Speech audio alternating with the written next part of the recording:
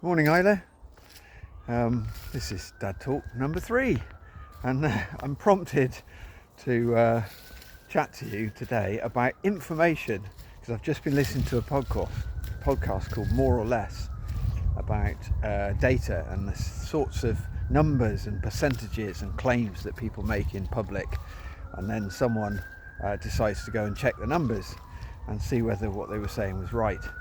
And it reminded me of a bit of advice that came out of a bit of training around systems thinking that a very good friend of mine said once, when it was basically, how do you know that?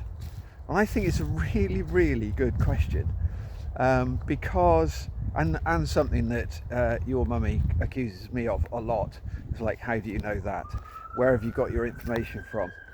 And often we'll be quoting things that we've heard or read or think we know, and then when you actually try and go and find out the real information, it'll turn out to be complete rubbish, or at least somewhat disingenuous, or coming across from a vested interest point of view.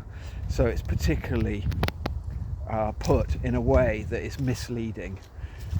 It's very difficult these days to get hold of good, truthful, balanced information.